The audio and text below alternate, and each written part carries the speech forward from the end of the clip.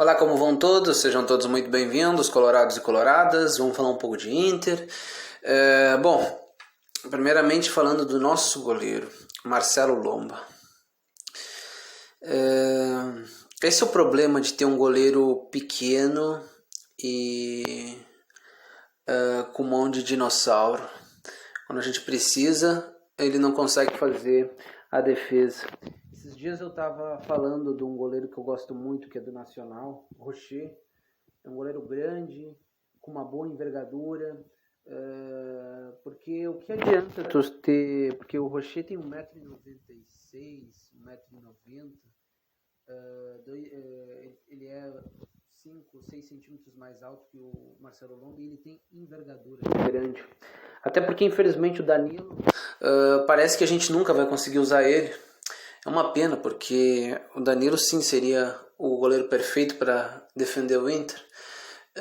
Não desmerecendo o Lomba, mas sabe quando aquele jogador não tem o brilho, não tem aquele destaque a mais que poderia fazer com que ele fosse muito importante? É isso que acontece, infelizmente.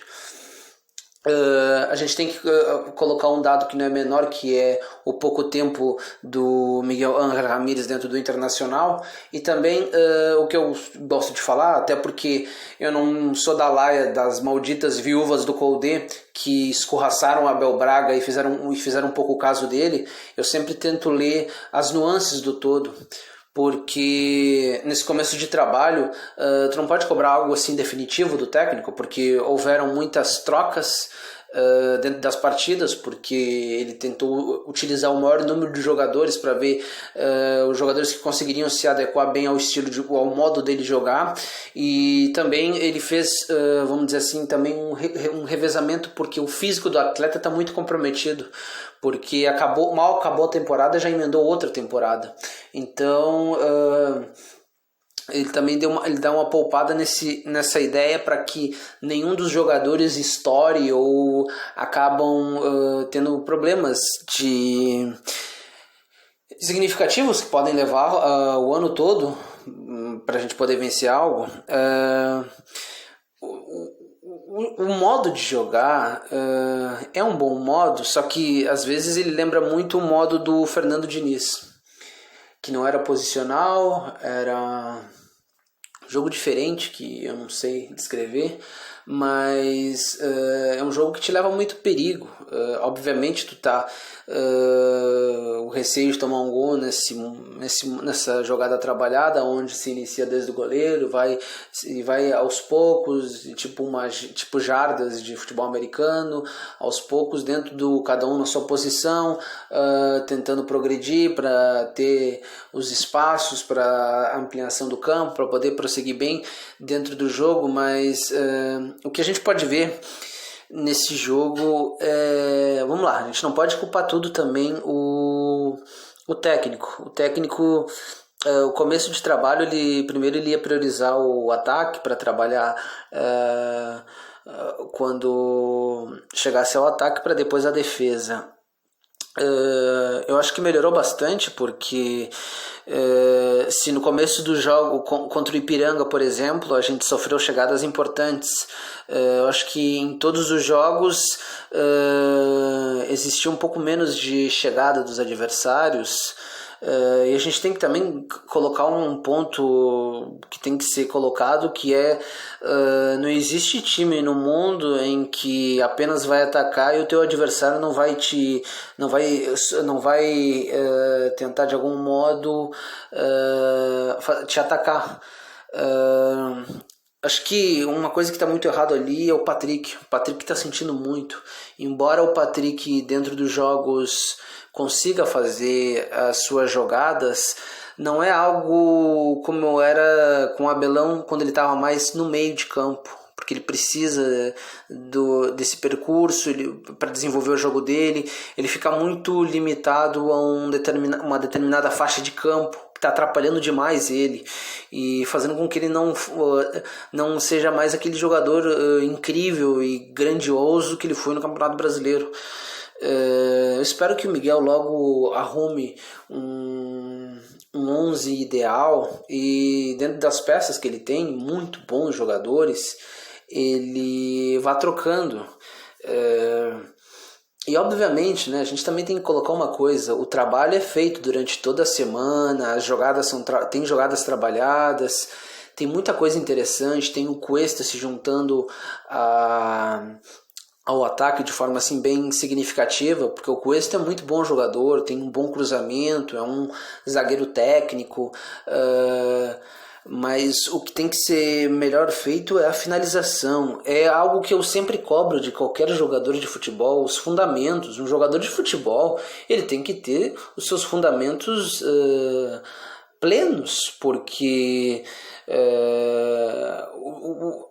a mediocridade em que nós estamos tendo as nossas oportunidades a gente está perdendo, e às vezes por antecipação tenta o chute quando se pode dar um passe. Por isso que é importante ter jogadores inteligentes dentro de campo, porque às vezes tu tem que estar sempre atento para tentar encontrar o melhor companheiro, o melhor postado dentro do jogo. Hoje a gente teve ali situações importantes onde, em vez de se dar o chute, se tentasse encontrar um companheiro chegando em situação mais boa para o time, teria saído o gol. Por exemplo, o Praxedes entrou na cara do gol, onde ele poderia ter dado o passe para o Yuri Alberto. O Yuri Alberto poderia ter feito o jogo e o panorama do jogo poderia ter sido bem diferente. Porque tu abrindo 1-0, o outro time vai ir para cima de ti. E aí tu vai mudar a dinâmica do jogo. Aí a gente não teria, talvez, tido problemas que a gente acabou enfrentando depois no jogo, no transladar do jogo.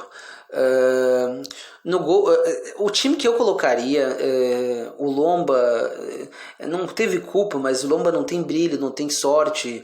Eu colocaria o Danilo, mas o Danilo se machuca muito. Eu tentaria trazer o Rocher, top 5 da América do Sul. Heitor, Lucas Ribeiro e Cuesta perfeito. O Moisés eu acho um bom jogador. Rodrigo Dourado perfeito. Aí talvez eu colocaria o Patrick, o Edenilson, e no ataque centroavante eu colocaria o Yuri Alberto, como ele está. Colocaria na esquerda o Palácios e na direita o Caio Vidal. Um ataque jovem, com muito vigor. O Edenilson e o Patrick, que se destacaram muito ano passado.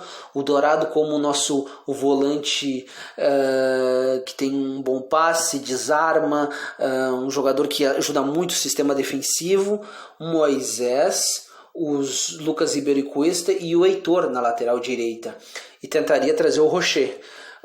E esperaria, porque a gente tem para voltar o Saravia, o Bosquilha, a gente tem o Tyson que vai vir, e talvez possa haver outra contratação, porque seria importante ter um outro zagueiro para compor a dupla reserva, porque a gente precisa ter no mínimo 4 jogadores.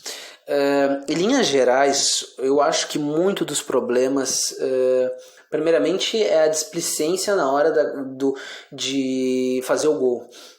E também na tomada de decisão. Eu repito, no chute do Moisés, onde ele deu um chute para qualquer lado, quando ele poderia ter dado o passe para um jogador que estava se colocando em melhor condição para fazer o gol, ou para dar o passe para o gol, e o Praxedes entrou na cara do gol e o Yuri Alberto estava pedindo a bola. Às vezes tu tem que estar, se tu tá atento um segundinho na partida e tu vê ali teu companheiro, tu passa. Porque eu repito, um gol, ele muda o panorama e a dinâmica da partida. Porque daí o teu adversário tem que ir buscar, o teu adversário acaba se desprotegendo, uma série de fatores diferentes acabam acontecendo dentro da partida. E a gente tem que também falar uma coisa, muitos estão falando... o Inter é um desastre, o Inter é uma porcaria. A gente tem que entender uma coisa, primeiramente, nos primeiros jogos a gente usou a série, o Sub-20, em vários jogos a gente está fazendo rodízios, diversos experimentos, e dentro das partidas existem algumas variações, às vezes o time dá uma osciladinha, mas a gente está sempre criando, a gente está sempre tendo chances de gol. Eu espero que dê certo, porque a gente não pode desistir em 5 jogos do Mar, embora eu esteja me irritando demais hoje com esse Grenal. Erros dos jogadores e